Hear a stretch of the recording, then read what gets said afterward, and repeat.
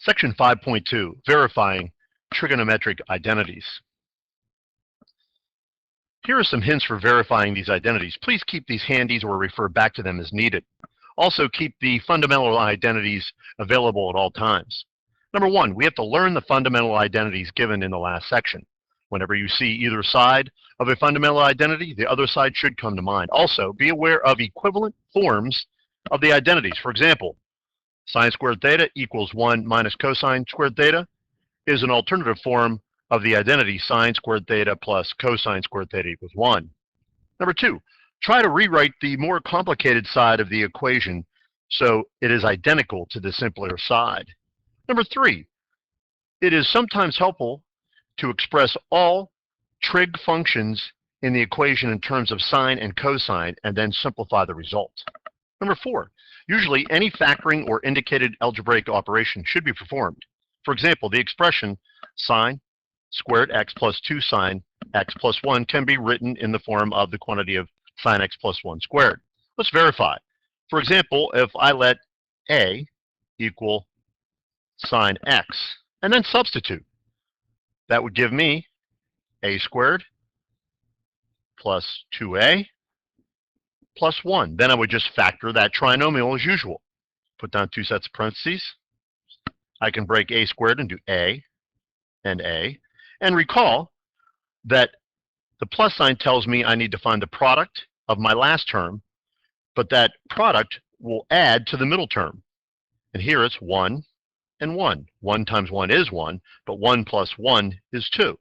Then I just need to verify the sign of my middle term, which would be plus and plus, which would give me a positive for my last term. That would give me a plus 1 squared. Substitute back in the value of a, which is sine x plus 1 squared. And that gives me the value that is in our example. Also, the sum or difference of two trig expressions, such as 1 over sine theta plus 1 over cosine theta, can be added or subtracted in the same way as any other rational expression. For example, I have 1 over sine theta plus 1 over cosine theta. To add fractions or subtract fractions, I need a common denominator. That common denominator would be sine theta, cosine theta for both.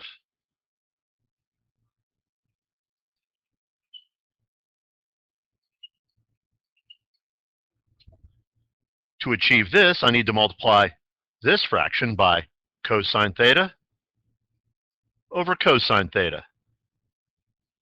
That will give me cosine times 1 is cosine theta. And that gives me sine theta cosine theta for the denominator. Here, I need to multiply the top and bottom by sine theta. Sine theta times 1 is sine theta.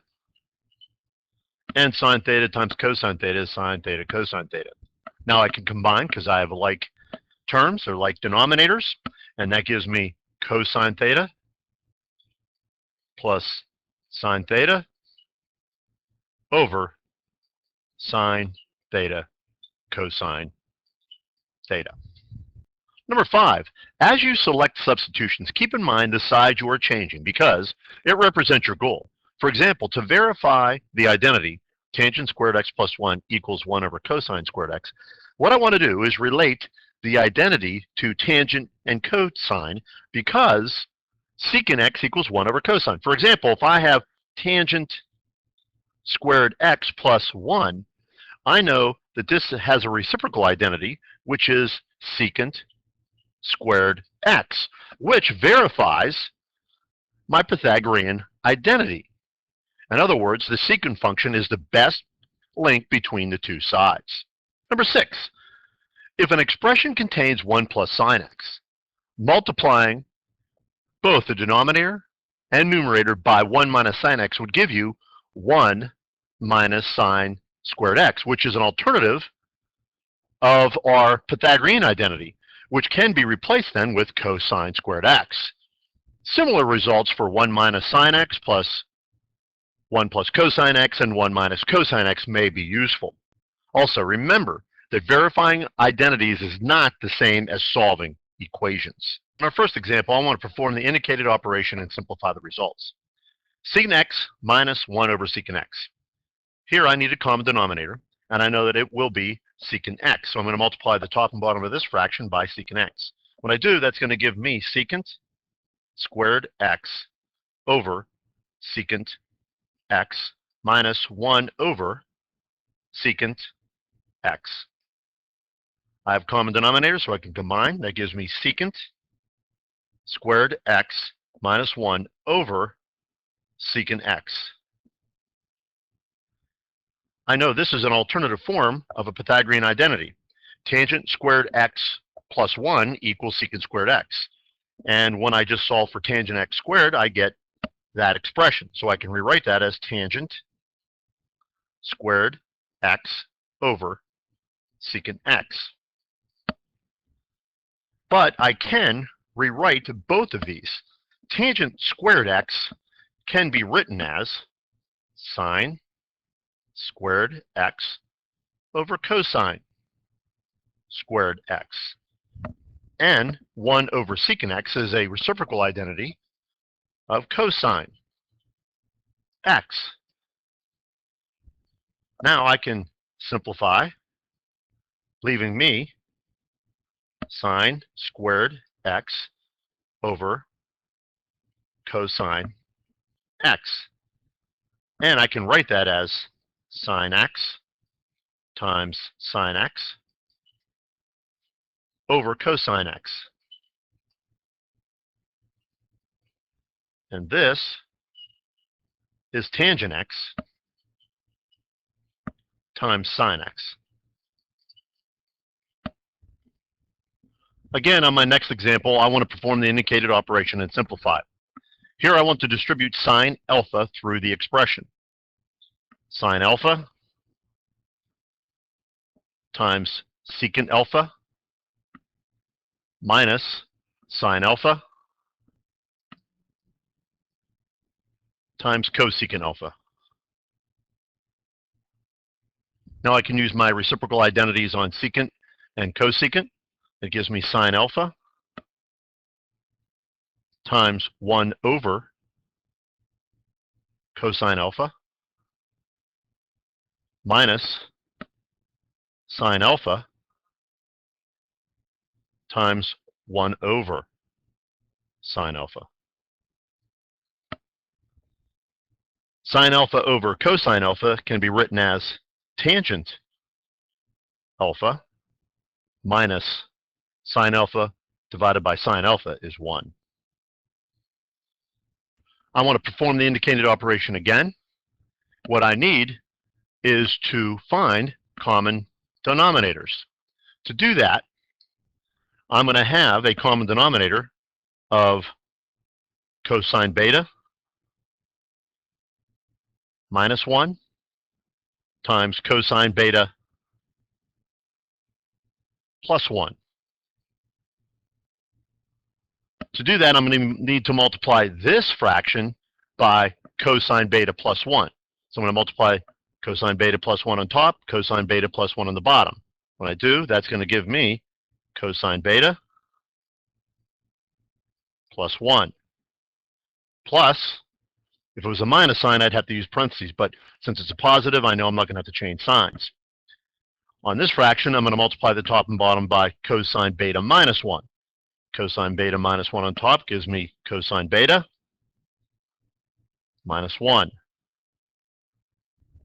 Now, that has common denominators on the bottom, therefore I can combine the numerators. Cosine beta plus cosine beta is 2. Cosine beta, positive 1, negative 1 cancels out, all over. And here, this gives me, when I FOIL those, cosine beta times cosine beta is cosine beta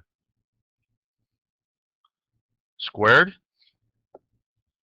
minus cosine beta plus cosine beta. The middle terms drop, and that gives me minus 1. Now, this is an alternative form of one of my Pythagorean identities.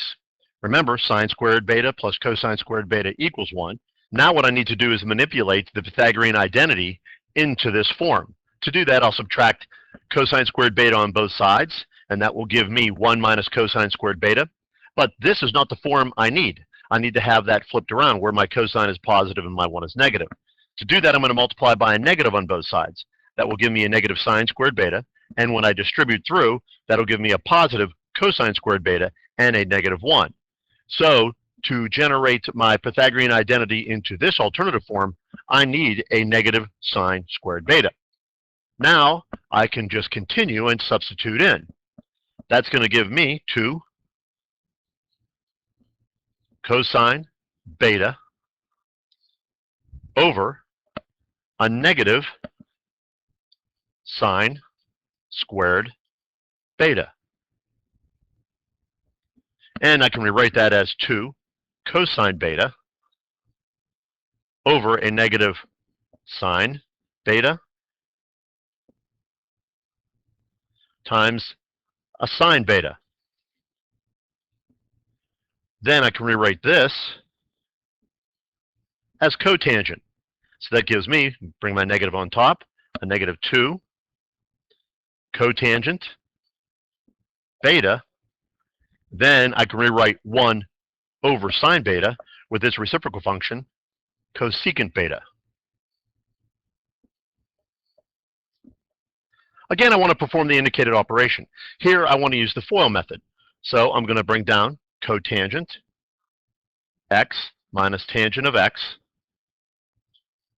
and cotangent of x minus tangent of x. Now I'll FOIL. That's going to give me cotangent times cotangent is cotangent squared x. My inner term is a negative tangent x cotangent x and a negative tangent x cotangent x. That's like terms, so that gives me 2 tangent x cotangent x. And my last is going to be a positive tangent squared x. Now I can simplify cotangent squared x minus 2, and these can be rewritten as sine x, cosine x, and cosine x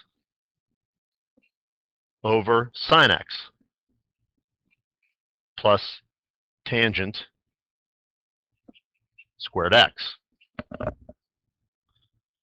Of course, these will cancel, leaving me just a 1 times that, which is a negative 2. That gives me cotangent squared x plus tangent squared x minus 2. On this example, they want me to factor the expression. Here I'm given cosine squared x minus 1. This is a difference of squares. Therefore, I can put down 2 sets of parentheses. Break up the first term. Cosine x and cosine x. Cosine x times cosine x is cosine squared x.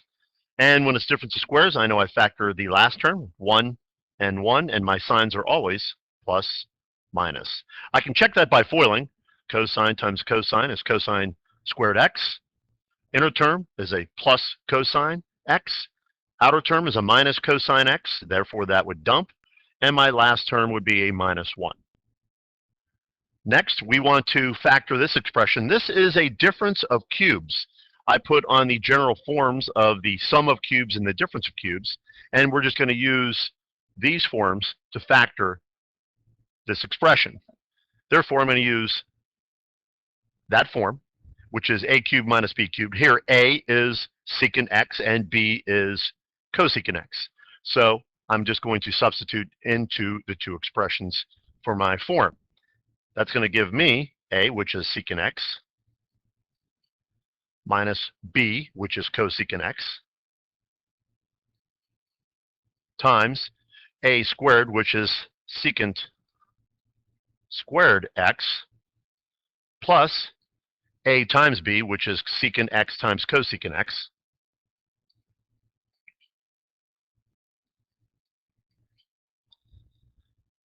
And the last term would be b squared, which here b is cosecant. So that would be plus cosecant squared x.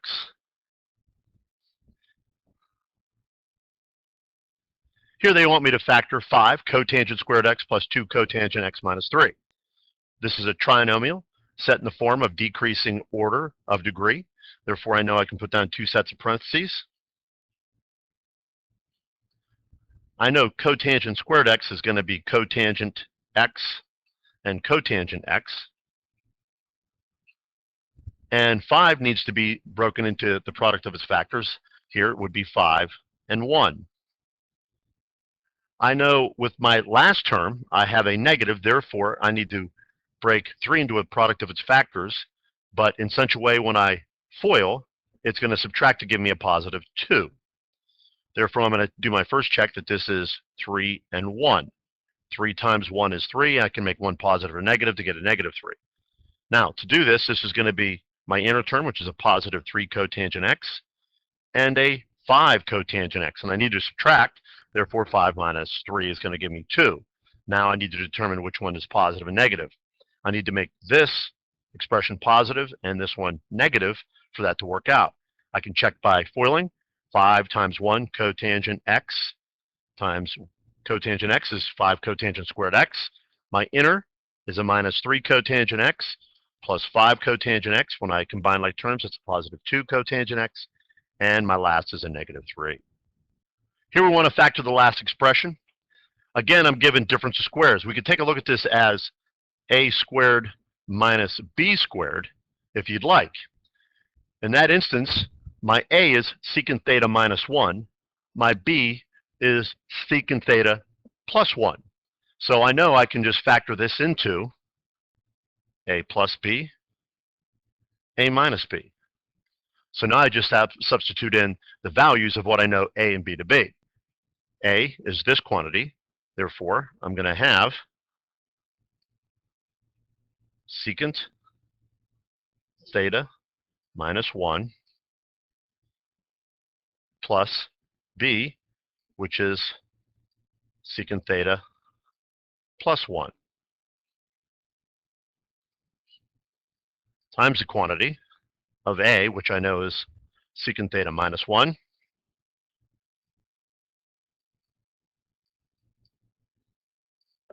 minus b, which is secant theta plus 1.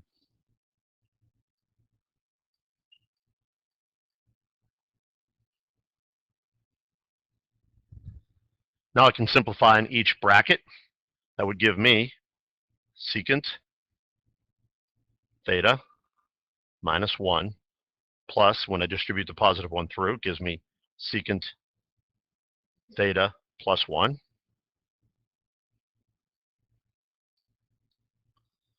Here, secant theta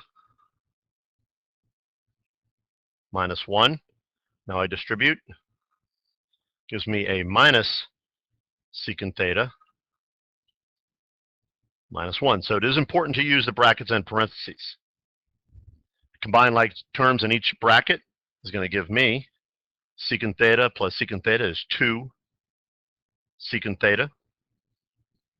Remember, when I add or subtract, I do not change exponents. I just change the coefficient. And my 1s would drop out. Times secant theta minus secant theta. That would drop out, and I would have a negative 2. Therefore, when I simplify, a negative times a positive gives me a negative 4 secant theta.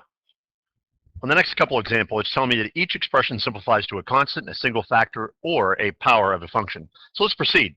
Here I can rewrite cosecant x as 1 over sine x times sine x. And when I simplify, that turns into 1, of course, which is a constant.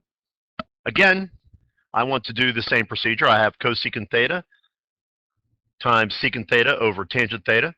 That gives me, when I simplify, 1 over sine theta times 1 over cosine theta.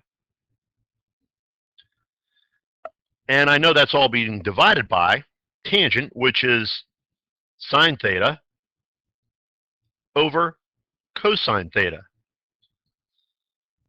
Then I can multiply the top, which is going to give me 1 over sine theta cosine theta times, I'm going to invert and multiply by the bottom fraction. Therefore, when I find the reciprocal of the bottom fraction, that's going to be cosine theta over sine theta. Remember, I have this fraction being divided by this fraction. So I rewrite the top fraction, I change the multiplication, and find the reciprocal of the second fraction. Now I can simplify, and that's going to give me 1 over sine times sine is sine squared theta. And I can simplify that by the reciprocal function, which is cosecant squared theta. Following the same procedure as the last two examples, I have cotangent x, which I know is cosine x over sine x times sine x over cosine x. Plus, I know that cosine over sine is cotangent. These happen to be both squared, so this is cotangent squared x.